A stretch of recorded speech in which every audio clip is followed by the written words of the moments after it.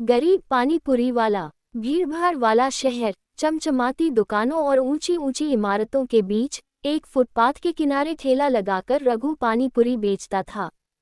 उम्र मुश्किल से 30 साल रही होगी, चेहरे पर थकान की लकीरें, मगर आंखों में उम्मीद की चमक हमेशा रहती थी। रघु गरीब था, लेकिन दिल का बड़ा। सुबह 5 बजे उठकर सब्जी मंडी जाता, आलू, प्याज और हरी धनिया खरीद कर लाता। उसके बाद पत्नी सीमा चटनी और मसाले पीसने में उसका हाथ बटाती। दोनों पति पत्नी मिलकर ठेले की तैयारी करते और फिर गली गली घूमते। बच्चे, ऑफिस से लौटते लोग और कॉलेज की लड़कियां उसके पानी पूरी का स्वाद चखने आते। रघु का सपना बड़ा था, वह चाहता था कि उसका बेटा मुकेश पढ़ लिखकर बड़ा आदमी बने। उसने कई बार सोचा कि अगर उसकी हालत अच्छी होती तो एक छोटी सी दुकान खोल लेता, ताकि धूप और बारिश की मार से बच सके। मगर गरीबी उसे हर बार वहीं खड़ा कर देती, फुटपाथ के उसी कोने पर।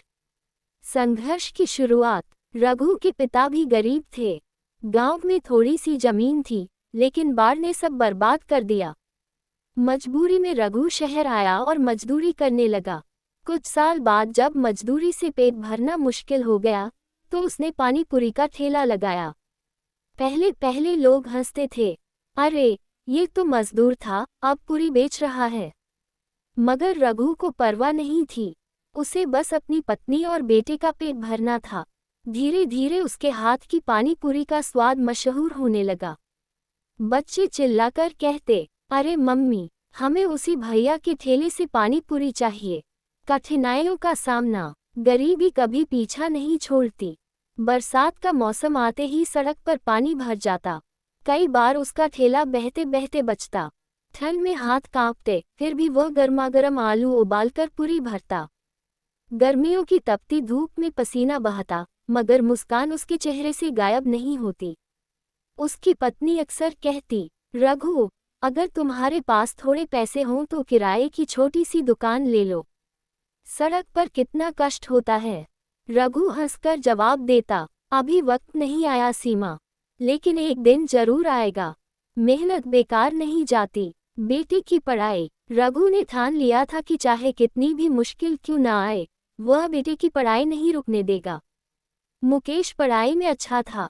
जब भी वह किताबें खोलता, रघु उसे गर्व से देखता।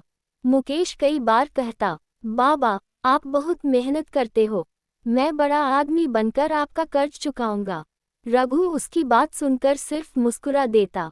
वह जानता था कि उसके सपनों को पंख तभी मिलेंगे जब बेटा आगे बढ़ेगा। शहर की बेरुखी। एक दिन नगर निगम वाले आए और बोले, ये ठेला यहाँ नहीं लग सकता, फुटपाथ साफ होना चाहिए। रघु ने हाथ जोड़कर कहा, साहब, यहीं से घर का चूल्हा जलता है, कहीं और जाने देंगे तो चला जाऊंगा। लेकिन उनकी बेरुखी के सामने रघु की आवाज दब गई। उन्होंने उसका ठेला उठाकर सड़क किनारे पटक दिया। कई पूरी टूट गईं, पानी बह गया। रघु की आंखों से आंसू छलक पड़े। सीमा ने ढांढस बंधाया, हिम्मत मत हारो, कल फिर से शुरू करेंगे। रघु ने आंसू पोंछकर सोचा, गरीबी चाहे जितनी मार दे, लेकिन मेहनत कभी हार नहीं सकती। मदद का हाथ। एक दिन कॉलेज के कुछ छात्र उसके ठेले पर आए। उन्होंने पानी पूरी खाए और फिर कहा, भैया, आपका पानी पूरी तो बहुत स्वादिष्ट है, आप इंस्टाग्राम पर क्यों नहीं आते, हम आपकी पब्लिसिटी करेंगे। रघु ने अनजान चेहरे से पूछा, वो क्या होता है? छात्रों ने उसका वीडियो बनाया और सोशल मीडिया पर डाल दिया। देखते ही देखते शहर के लोग कहने लगे, अरे, यही तो वही पानी पूरी वाला है जो इंटरनेट पर छा गया है। अब उसके ठेले पर भीड़ और बढ़ गई। पहले जहां दिन भर में 500 रुपये भी मुश्किल से बनते थे, वहीं अब 1000-1500 रुपये रोज कमाने लगा। सपनों की ओर कदम। रघु ने थोड़े थोड़े पैसे बचाकर एक छोटी सी दुकान किराए पर ली। उस दिन उसके चेहरे पर जो खुशी थी, उसे देखकर सीमा की आंखें भर आईं।